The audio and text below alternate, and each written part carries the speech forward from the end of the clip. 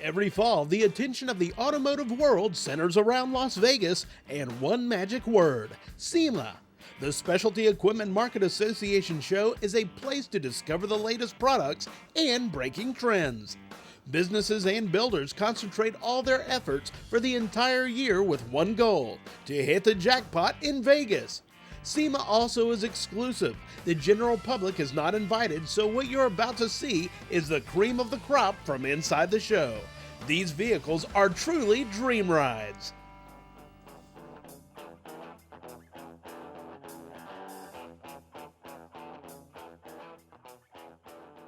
Welcome to Dream Rides presented by Steel Rubber Products. There's plenty of eye candy throughout the SEMA show, but one guaranteed way to turn heads is to add a unique customized car to your booth. Everything from the beautiful to the bizarre is on display.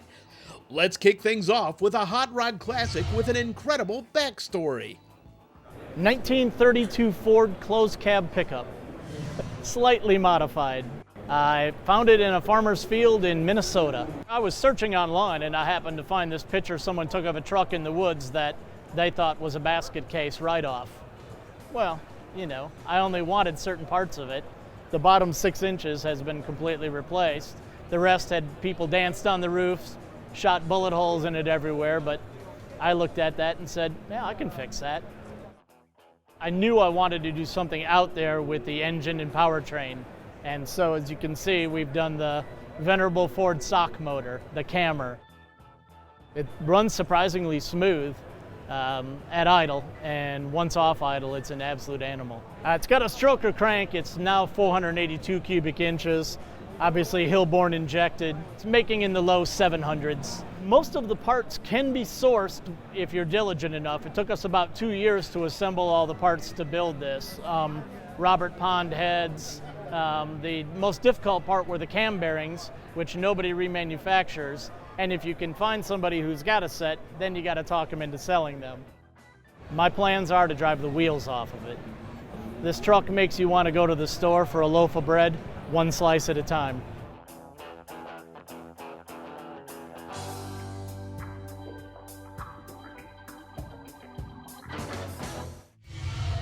It's a 67 Corvette owned by Sonny and Debbie Freeman out of Lafayette, Louisiana. Basically started with a roaster shop chassis and just an old original body. We wanted to keep the Corvette design, just clean it up a bit, you know, just make everything smaller and closer to the car, basically like the Corvette's supposed to be, but a little more to this era modern day, you know. We had to actually raise the hood to clear the Hillborn injection for the Mass Motorsports, 700 horsepower, LS7 427. Got a Tremec T56 Magnum transmission behind that. It'll get on down the road pretty good. Each bumper's been cut in about 20 different pieces, all tigged back together, belt sanded, sent to advanced plating, and all the plating's been brush nickeled. Anything that can be chrome plated has been brush nickeled. Wanted to do something out of the box we've never seen before.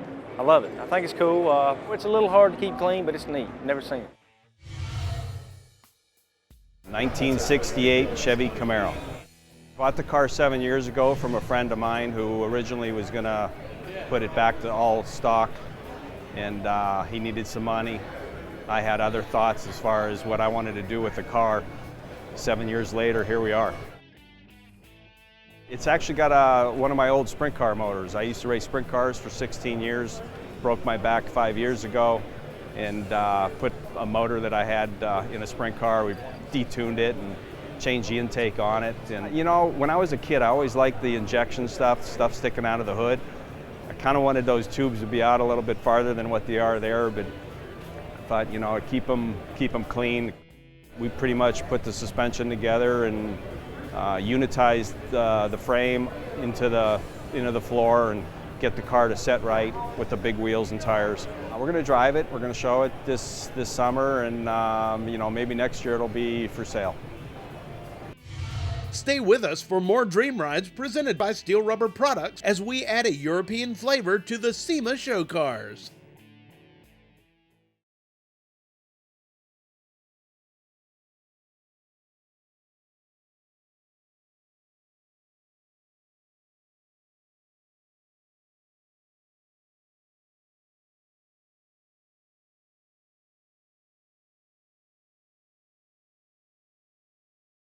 This edition of Dream Rides, presented by Steel Rubber Products, is being brought to you by ARP, the world leader in fastener technology. Original Parts Group, the world's largest source for GMA body parts and accessories.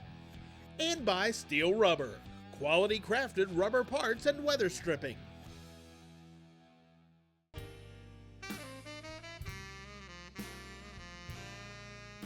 Welcome back to Dream Rides, presented by Steel Rubber Products.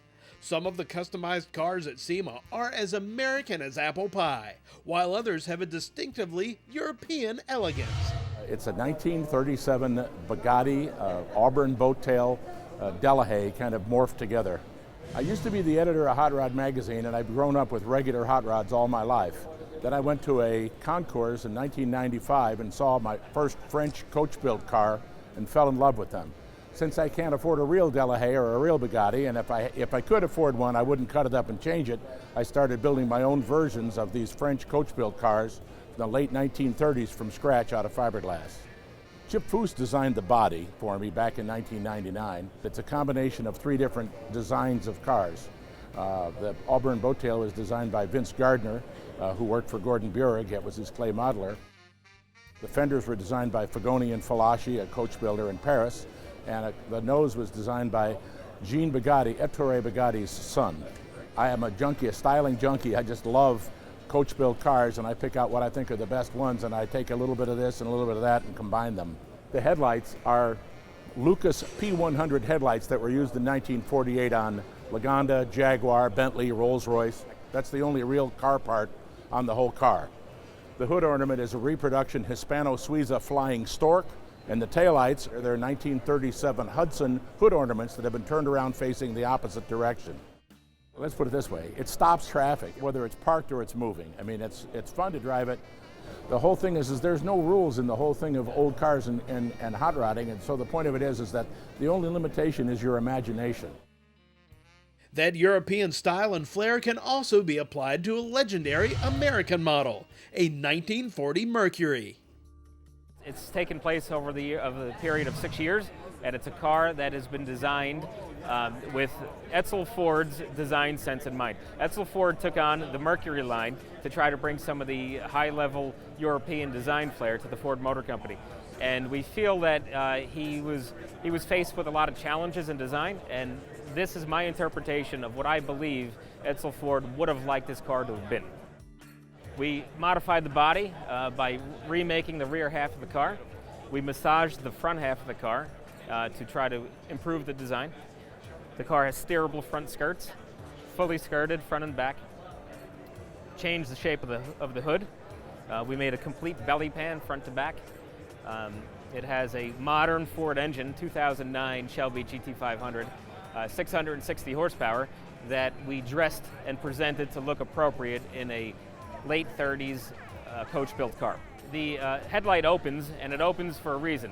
We need to have access to the skirt. So if we want to unfasten the skirt to change a tire or work on the car, we need to be able to have access. So the headlight opens with an electronic touch sensor, and we can go in there and unfasten the skirt. The interesting part is that the skirt steers with the wheels. So some of the French cars had fully skirted front fenders, but the problem with that was they either needed a very narrow wheel track or a very wide front fender. And the very wide front fender, aesthetically, in my opinion, was not something I wanted to see on this car. So in order to deal with that, we have the front fender steerable. So now I can steer the wheel and the fender gets out of the way, doesn't contact the tire. The interior is very simple, because it would have been very simple in design, but it relies heavily on two things, is color and texture. And it has a wool headliner with suspended bows that takes the shape of the roof. We put a tremendous amount of effort in shaping and designing that roof, and we wanted to be able to enjoy that shape both on the inside and outside. Another very special thing is the rear window. The rear window is curved, and it's curved so that it picks up the reflections just the same as the sheet metal. So instead of using a flat piece of glass that might look puckered in on the inside, it's curved in both directions to fit the contours of the roof. We won the Ford Design Excellence Best of Show yesterday here at the SEMA Show 2015. It's perfect because that Edsel Ford thing that's always in my mind when dealing with this car The award actually has Edsel Ford's very own custom car in bronze on it. So for me, that was the ultimate award for this car.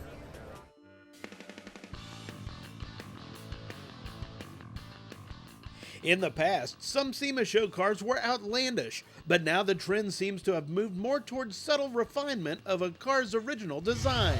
Check out this classic '62 Chevy bubble top. About 2.5 years ago, we started on the car. It was a basket case. It started with the Art Morrison chassis, and we built around the tire sizes and wheels that we wanted.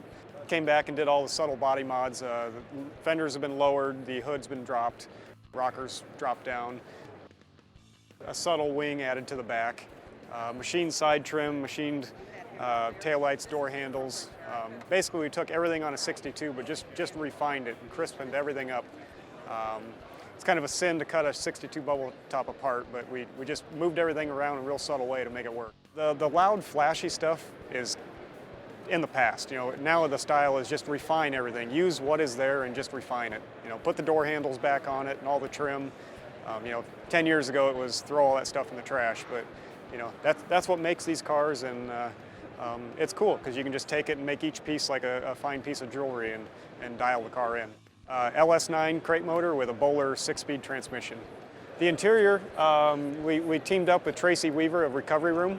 We wanted to put a bench seat back in the car. We felt that was the right move to do. And Tracy did all the sewing and stitching on the car. And once again, we got a lot of machine pieces inside the car, a downsized '62 wheel, and it's all about the details. We debuted it in Columbus in July, and then we took it to Barrett-Jackson in Reno, and it won the Barrett-Jackson Cup, which was pretty amazing. So it's done well. This is only the 3rd time it's been out, and we're in the Battle of the Builders top 10, and couldn't be happier.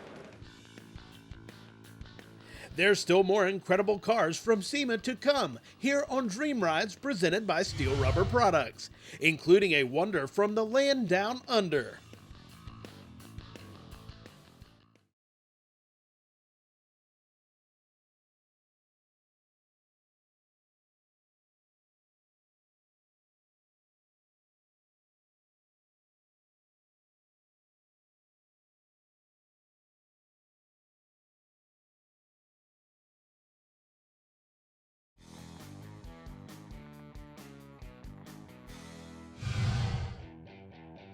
Welcome back to our exclusive look at the custom cars of SEMA here on Dream Rides presented by Steel Rubber Products.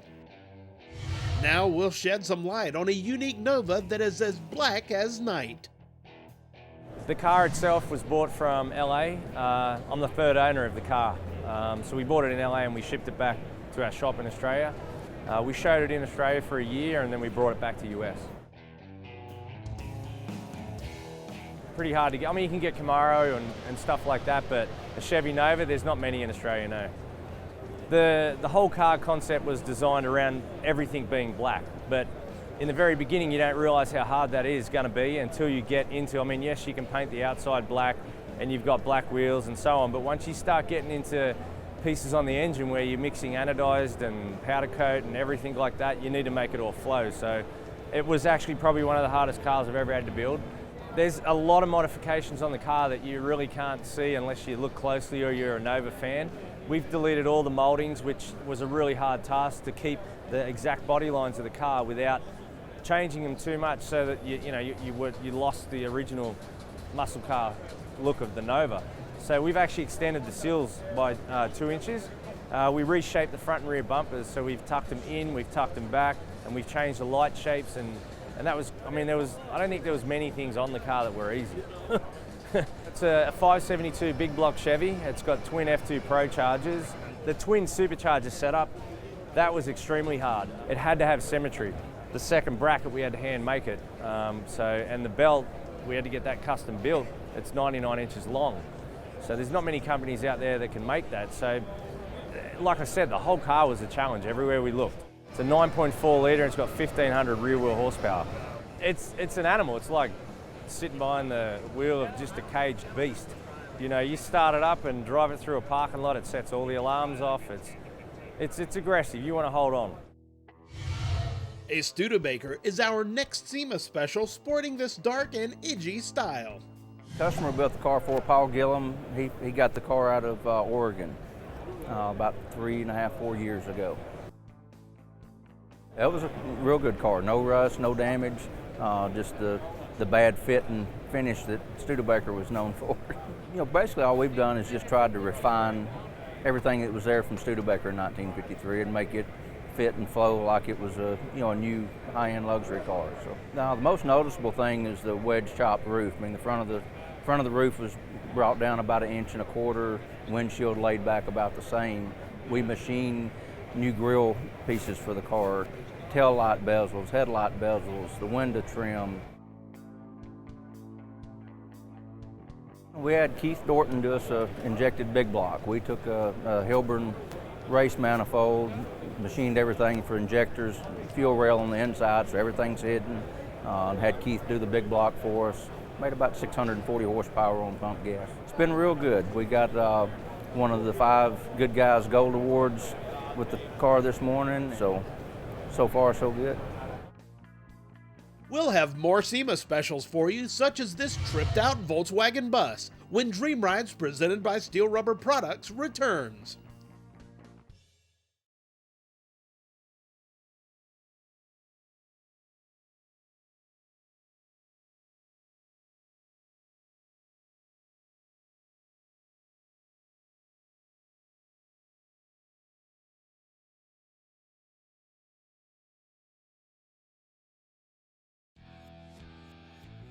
This edition of Dream Rides, presented by Steel Rubber Products, is being brought to you by Custom Auto Sound, the originator of classic car OEM fit radios since 1977.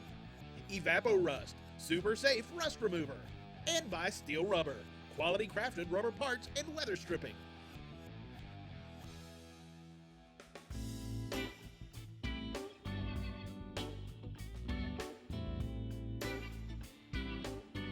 Welcome back to our collection of trend-setting SEMA show cars here on Dream Rides presented by Steel Rubber Products.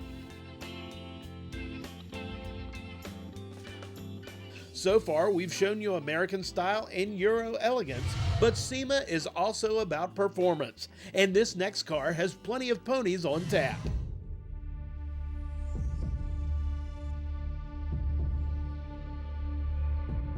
One of the craziest 32 Fords ever built. 850 horse, detuned to 850 horse, natural, no blower, NASCAR stickies, and all-wheel drive. All tire, all motor, no weight, stuck to the ground. When we sat down and talked about this car, I said, what if we made it all-wheel drive? And they're like, oh, that's an awesome idea.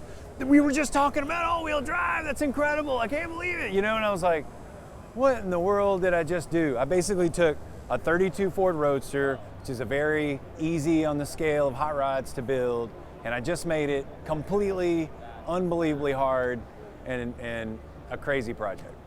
It's got a John Kazi Ford big block Boss 9 motor.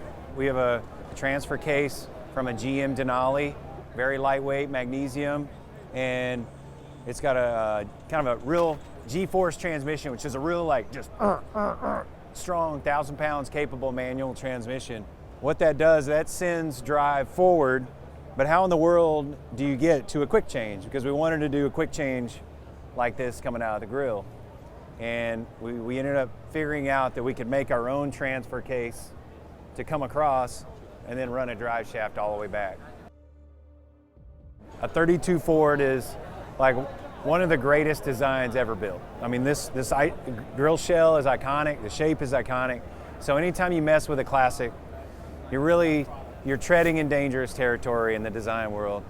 And so it was a very difficult process, and I had a friend that works at Oakley, Nick Garfias, who helped me out. He came in for a weekend and we were slinging, cardboard and duct tape and anything in sight. And at the end, we basically had this in cardboard. And then of course we had to spend the next few months, weeks, whatever it was, making it. So January, she's going up on the block. Going to be pretty interesting to see who's going to end up with this car, because it is just an absolute adrenaline rush to drive. It's built to be raced, and it's going to really be a killer vehicle for somebody, so it's going to be fun to see it go in January at Barrett-Jackson. Our final SEMA special is a cartoon-like customization using a VW bus for inspiration. This is a culmination of a lot of my artwork from way back. I sketch cartoons. Always thought of the idea of building a cartoon car, but they weren't very practical. There wasn't room to put a motor and a person in them, you know. So I had to alter my sketches, and it took a lot of time to design and balance, and there was more time in the artwork than the actual build. But it took me about 17 months to build, and I think it achieved what I was going for. It's got a lot, it's some of the character people are drawn to it. Well, I started with a Volkswagen motor and transaxle. I used the front portions of the Volkswagen suspension mostly for the controls. Pedal, steering, throttle, brake, all that, to be a bus. And from that point, with a frame, basic frame, I started constructing the skeleton of it. And it's basically a steel skeleton, and then I wrapped it with 18 gauge, you know, cold rolled steel. My shop is really not that dramatic. It's not like these TV show shops. It's a garage. It's functional. It's not even all that clean. But it's where I work. I do my own work. It's a one-man show. And I just have learned over the years, 50 years of building cars, how to use hammers. I do my body work through submission. I beat the heck out of it till it does what I want it to do. Yeah, I have a lot of functions on this, remote control functions. The front door is a kind of a correction. I planned on having side doors, but the wheels are so large and the bus is so short, the door wouldn't even been able to get into it. So the answer to that was the whole front end opens. So it's all on remote. And then I remote just about everything there is. I can open the front safaris. And there's several functions on the rear. Amazing reaction. They want to know what caused it. It's something that came out of my head. It's been culminating for a long time. I mean, most people look at this thing and smile, and they're happy that I did it. And you know, I think a lot of people, well, most people, I think, look for something different, something out of the box. Here it is. That wraps up this episode and this season of Dream Rides. And thanks to Steel Rubber Products for taking us all on a tour of the country and the chance to view some incredible dream rides.